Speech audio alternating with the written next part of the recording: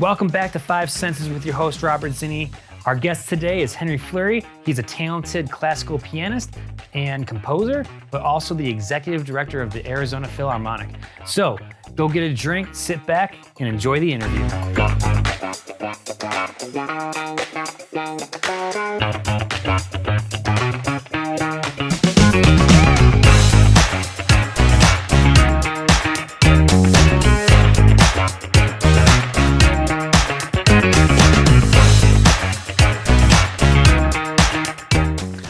We're back at Five Senses. I'm your host, Robert Zinni, and today my guest is Henry Flurry.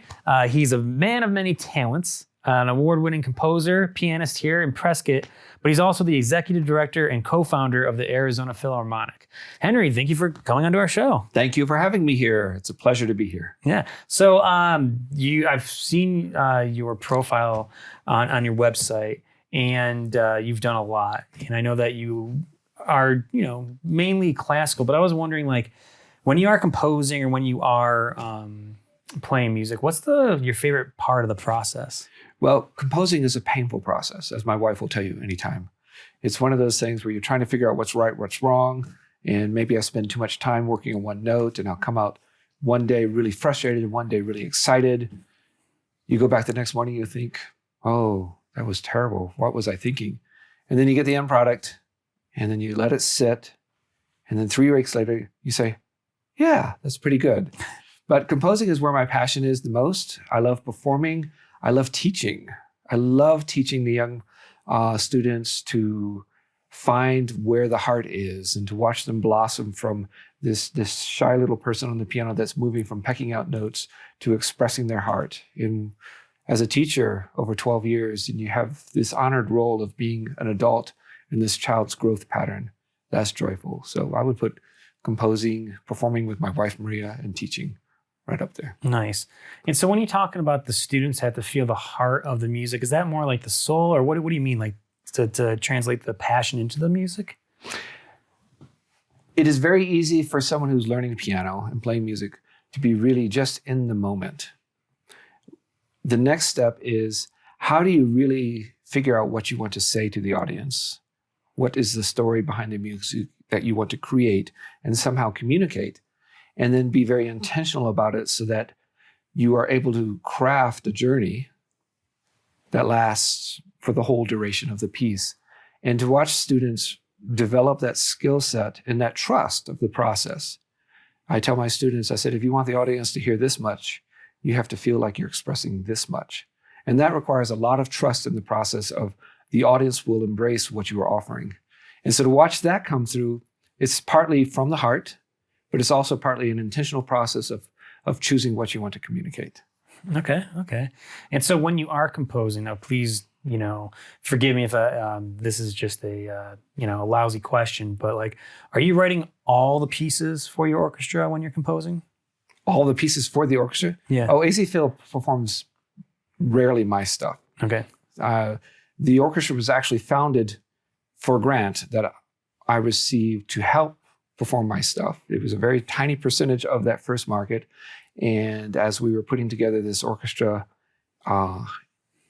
we needed a professional orchestra to play the music that I had written. I had created probably an hour and a half's worth of orchestral music by that time. And in putting this together, we're sort of sidestepping your questions because I think there's some context there.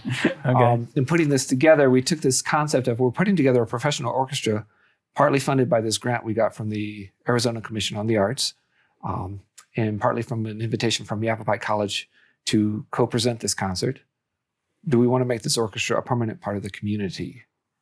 And the answer we got from the leaders within the community is yes, Prescott really wants a professional orchestra here. And so that was the start of the orchestra. But after that first concert, the last concert that we did yesterday, that's the first time that my music has been performed in the orchestra. And ironically, the piece that was performed yesterday was the piece for which I received the grant to do the first concert we did in 2018. Oh, that's a 3-4 year culmination of that. Yes. So the backstory of that is when we invited Peter Bay from the Austin Symphony to come conduct this orchestra, and he looked at all this repertoire that I offered, He says, Tom, this piece right here, the flamenco piece, it could be better. You need to go back and edit it. He says, write me another one instead, which I did, which was really kind of freaky to have to write something on such a short deadline. And then the co-composer with me, Chris Hakame, the flamenco guitarist, we put our heads down for about a year and re-edited it and sent it back to Peter Bay. He said, this is good. And then that was supposed to be performed in May of 2020, and then August of 2020, and then finally January of 2022. Well, congratulations. Flamenco music. Okay, I dig that. So that goes right into my next question. Before the interview, we talked a little bit, and it seems like you've dabbled in many different genres. But I want to know, like, when you're writing the concertos, when you are writing that flamenco piece with somebody else, where do you get your musical inspiration? Like, where do you draw that from? I draw a lot of my inspiration from whom is going to be performing it, the person that is going to be playing it. So I pretty much stopped writing music just for music's sake, in the sense that it's difficult to get things performed. So I'm usually either writing it for a student, writing it for myself. My favorite genre to write for, of course, is orchestra. And if I know who the orchestra is, I've enjoyed writing for voices. We've had some fabulous groups in town that I've worked with. And knowing the choir, there's a group of women singers, Prescott women singers that used to sing a lot under Arlene Hardy. Her group was a favorite of mine for years because of what they brought to the stage, this purity of these women's voices. All of these people, all of these groups have these personalities for which you kind of figure out. And then you try to figure out what is it that they excel at. And then you try to work with the conductor. What is it you want to communicate? What inspires you? Whenever I have a soloist or conductor I'm working with, I say, what inspires you? And then I work from there. So usually there's a storyline or a poem or something involved. And that's what inspires me.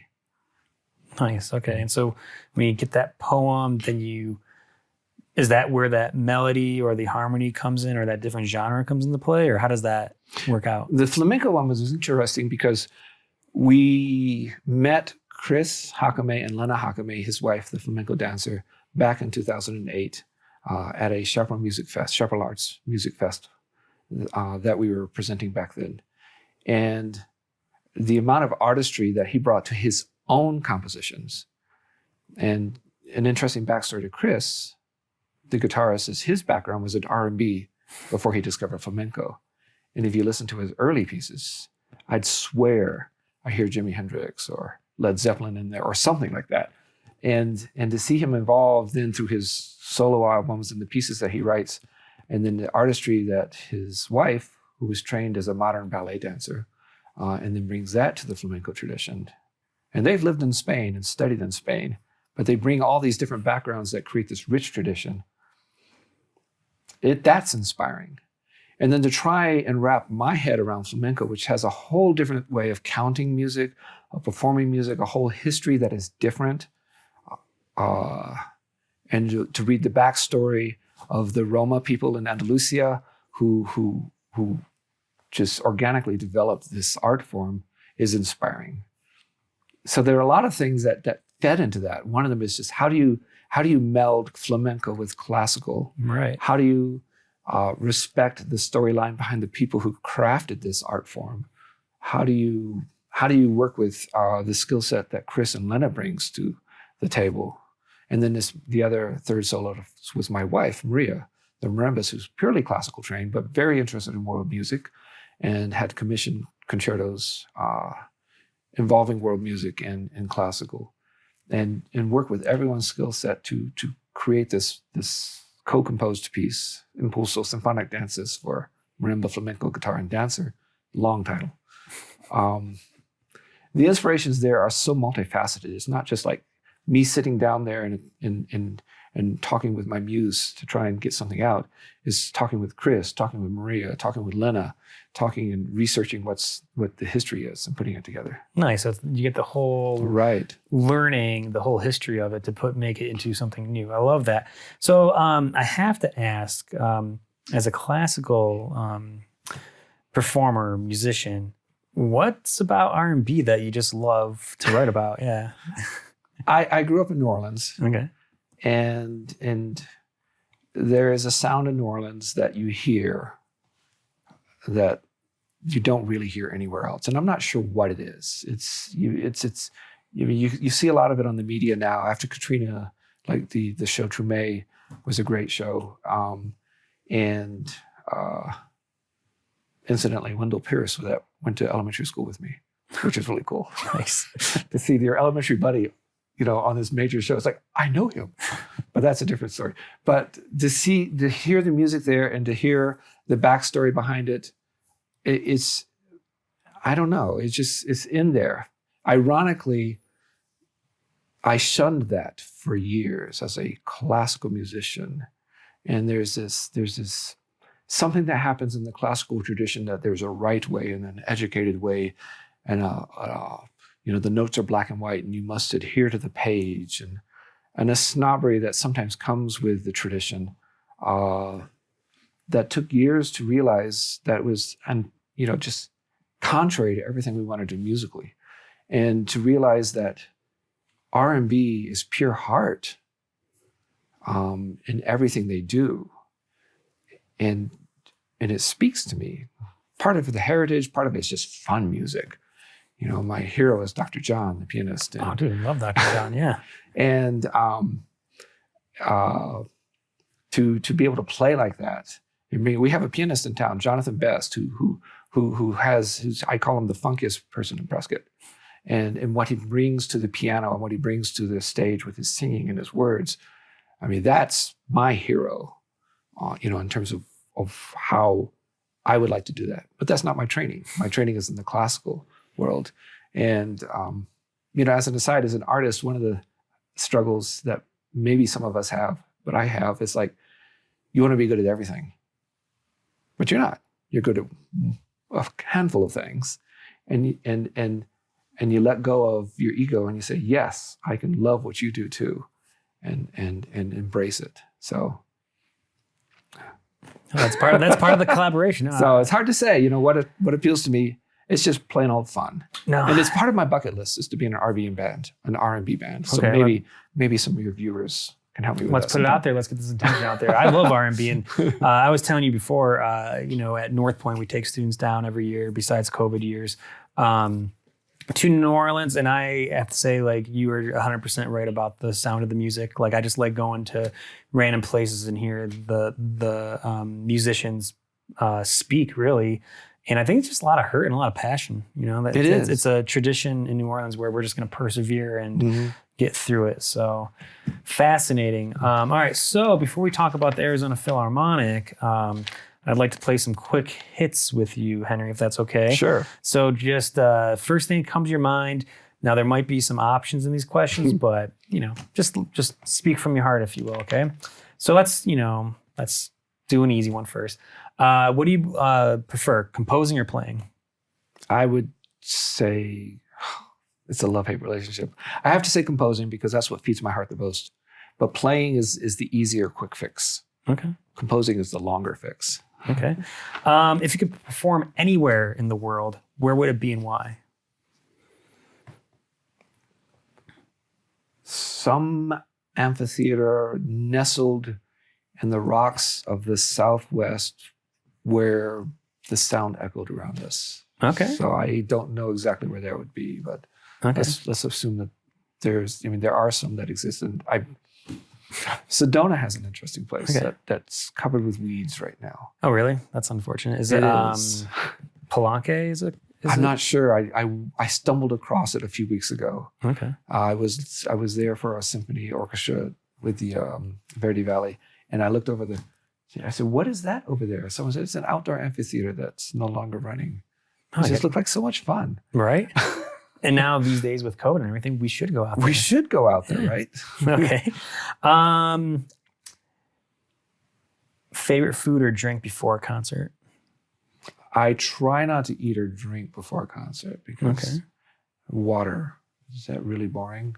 No. My wife has a great tradition of apple juice, Maria. Oh, really? She always has an apple juice before she does. So I gave her, for this concert series, a packet of small box Napa juices. Nice. Okay, not bad. I know that some performers like tea and honey, especially if they're a vocalist. Well, if I'm a vocalist, it definitely is. It's throat tamer tea with honey and lemon. Okay. There's a plug. They should be a sponsor. That should be a sponsor, yes. And the last one is, I know this could be easy for you, but jazz or classical music to listen to? To listen to, it will almost always be classical to listen to. I have favorite jazzes, Daniel Kroll, some of the classics. And you get to the old one, the big band things. Here's a trick. Go to Spotify. Okay. Pick a random country, pick a random genre. Okay. And say, oh, you don't have to do this now. You're going to try this? I'll try. Why not? Yeah. Why not? I'll forget this. That's why. So. Oh, okay. Okay. You go to Spotify and it's hit or miss. You don't always find something, but you just pick a random country and a random genre and you pair the two together. So pick a random country. Okay, let's go with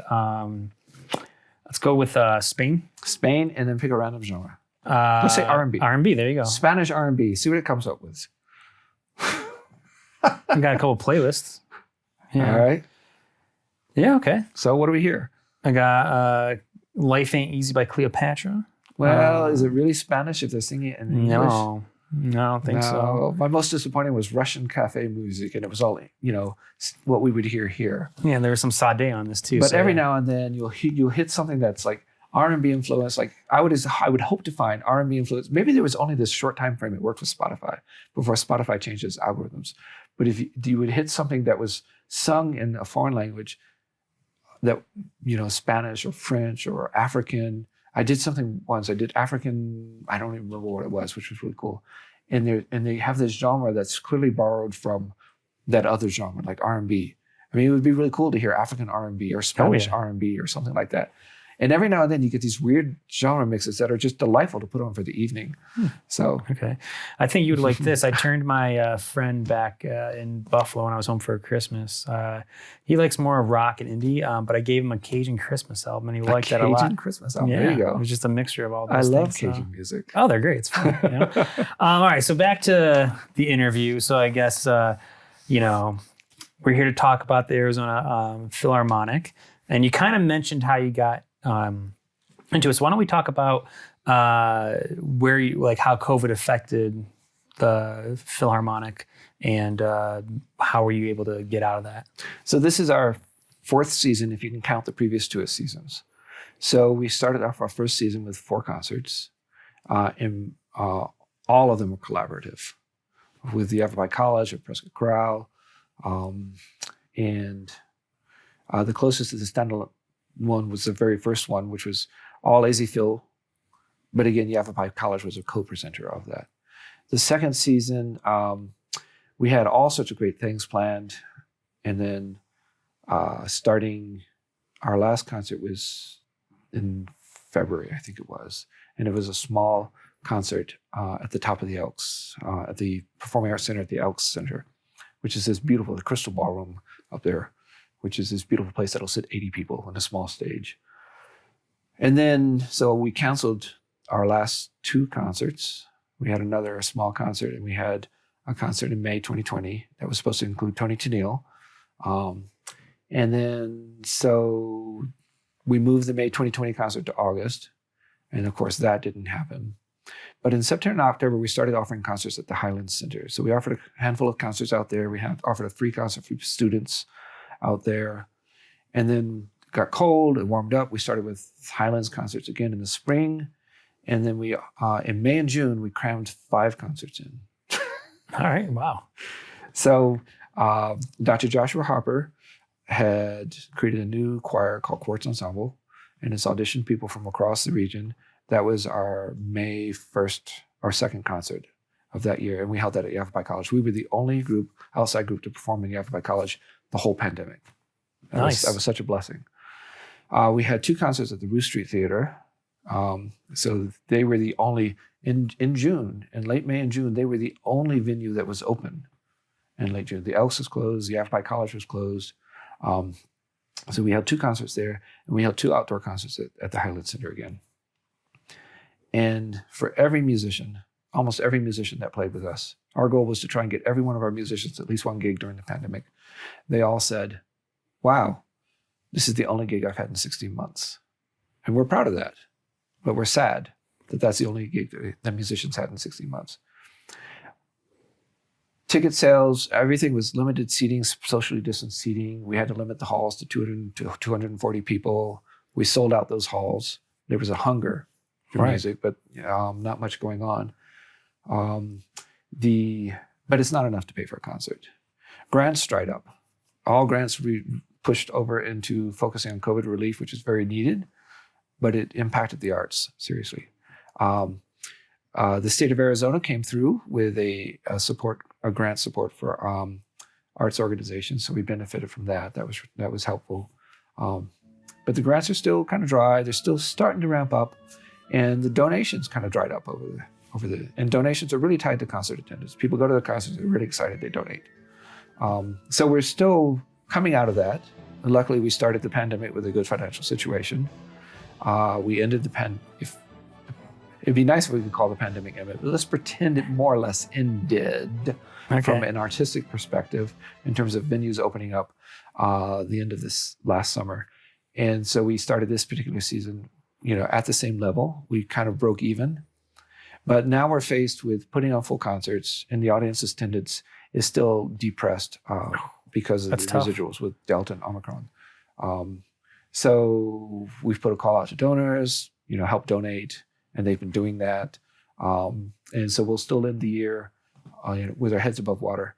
And my goal is now to continue fundraising so that we end the year at least breaking even, if not being even better prepared for the following season. That'd be great. So Henry, you are wrapping up your season and going to be going into more of the spring, summertime. So what can our viewers expect if they go to see one of your shows in the next month or so? Sure. We're about halfway through our season right now.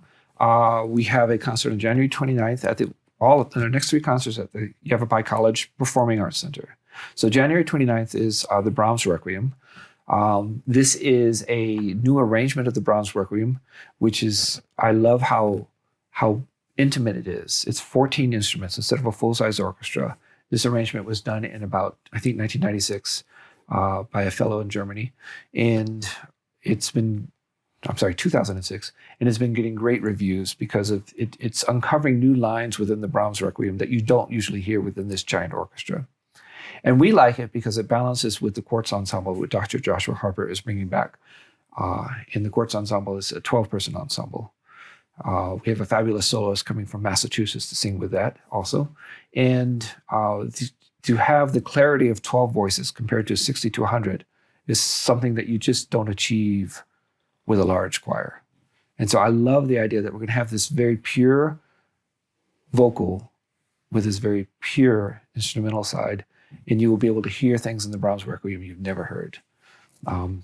We have coming up on February 27th, the Arizona Philharmonic Brass, our 5 principal players, get together and play all sorts of fun things, including probably some favorites for some people, some P.T.Q. Bach, some pieces written by P.T.Q. Bach, Western inspired. And then on March 27th, we have the James Deleon piano quintet. Now, one of the best kept secrets in Prescott is we have a world-class international pianist, Steinway artist, living here in Prescott, James Deleon. And most of his performings all across the country or in Europe. And you don't often see him play here, but he's playing with his quintet here. We have with 4 string players from Arizona Philharmonic, some of his favorite pieces, including tangos by Piazzolla, some Mendelssohn, and some Brahms. We're hoping to put on some concerts later in the spring at the Highlands Center again, but the only way to find out about those concerts is through signing up for our email list because they're very limited seating. All right. So we're almost out of time, Henry. So if you want to tell our audience where they could get more information about the seasons coming up, that'd be great. And potentially donate as well. Absolutely. Thank you very much. You can find more information about Arizona Philharmonic and how to get tickets at AZPhil.org and sign up for our email list. Our email blasts are different than your usual email blasts because they're always informative. They're always talking about the backstory of the people involved, about the pieces involved, and people come up to me and say, wow, that was a really cool email you sent. I heard what you were talking about in the music there. And you sign up for the email list, you also get notifications of all these extra concerts. And the season we'll be planning for 22, 23. Sweet. Well, Henry, thank you for your time. Hey, and, yes. Good luck with everything. And I hope I get to go out and see one of the performances in the next couple months. Well, thank you very much for your time, too. It's been fun. No problem. Okay. Thank you for tuning in to another episode of the Five Senses webcast. I had a really great time at our interview today, and I hope you did too. If you want more information and more interviews, log on to 5ensesmag.com. You can like us on Facebook, Twitter, and Instagram for more information, and always subscribe to us at YouTube. Until next time, this is Rob Rosini signing off.